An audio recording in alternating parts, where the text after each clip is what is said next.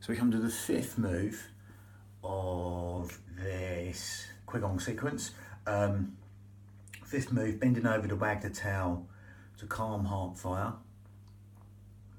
or swing head and tail to eliminate heart fire. Again, doesn't really matter what one you use, or snake head swing tail for short, that's what I like to use. But again, different wording, different forms. But we're taking the movement once more and just putting it with the Ujjayi breath, victorious breath in Sanskrit, and adding that and linking that to the motion. So with this one, we're going to go straight into the breath. I like this one because it's a nice spinal awareness one. So you can stack the vertebrae bone by bone. Obviously, as with all of them, you're going as deep as you like, optional there. Adapt it to your body. But with the breathing, we're keeping the breathing as Ujjayi breath. So Ujjayi breath, you breathe in through the nose and out through the nose. As with all yogic breath, there's a smaller filter through the nose, so you lengthen the out breath and the in breath. But we are getting Ujjayi breath with this. So we're breathing into the belly like a balloon and exhaling, letting go through the nose. Okay, slightly different breathing for the exhale through pursed lips, which only fires the core a little bit. We're not going for that. We're getting a nice meditative Taoist type breathing.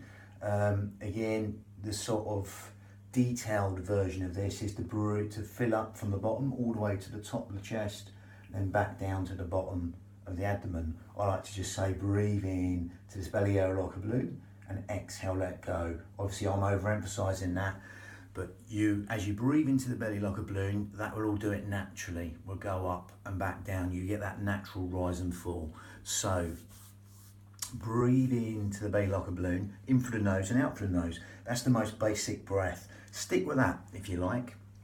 Keeping the mouth shut and just breathing in and out through the nose. And elongating the out breath longer than the in breath. If you want to take it to Ujjayi breath, it's slightly more advanced breathing.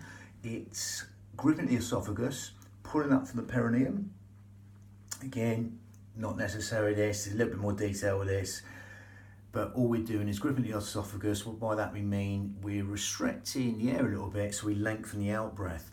And it's like a raspberry, silky, whistling sound. Ujjayi breath, seashore breath. So I'm going to demonstrate that. The only way to do that is so you can hear it. So we breathe in through the nose. At first I'm going to demonstrate it by opening the mouth.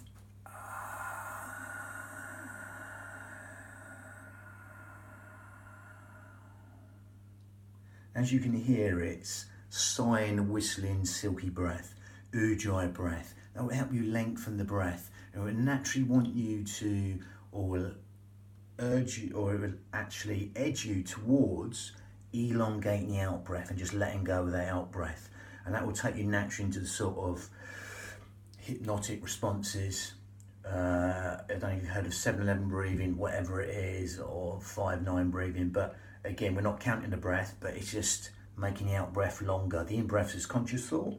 So if you were sort of coming up for a competition or something, you'd be breathing in deep, etc., to energize yourself. But again, we're trying to relax the body, do the opposite. So we elongate the out breath longer than the in breath.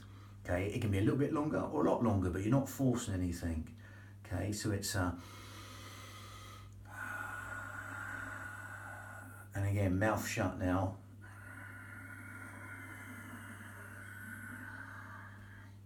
And that's what you're doing. You keep on breathing in to the belly like a balloon, through the nose and out through the nose.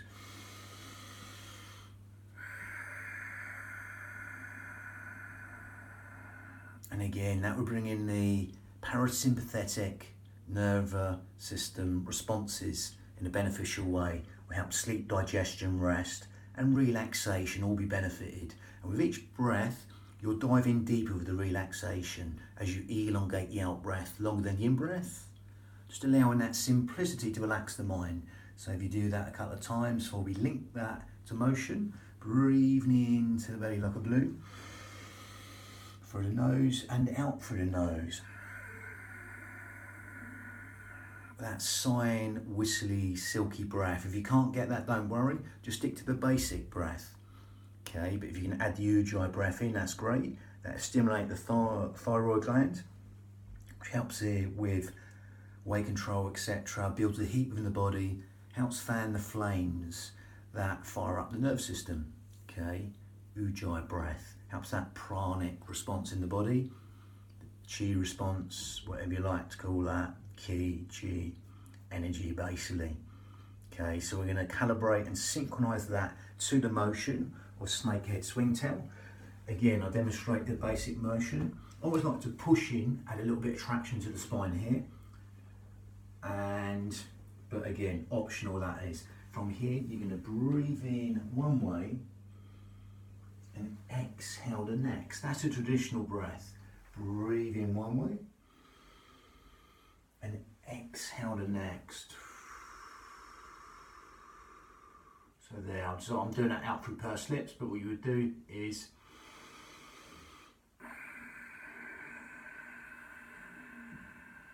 come here, and if you want to go deeper, you can go deeper. Shoulders over hips, head over shoulders. You're stacking up these vertebrae one way. And this way we're going to exhale. And we're going to breathe in and exhale. Now again, that's a traditional way, but we're going to make it slightly different. We're going to change the breathing round so we can elongate the out breath longer. Okay, so we're just going to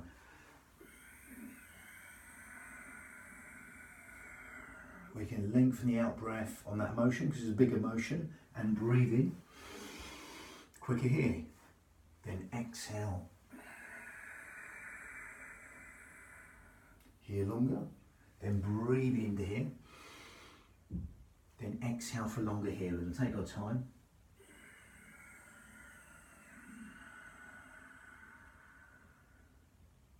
Stacking up them Lego bricks, then books, then vertebrae, then breathe into here.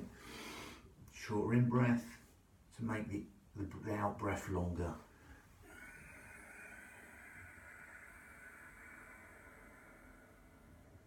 Don't hyperextend the back, keep the back neutral.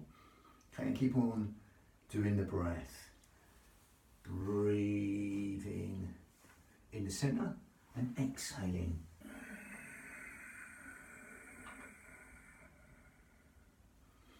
Breathing in and exhaling.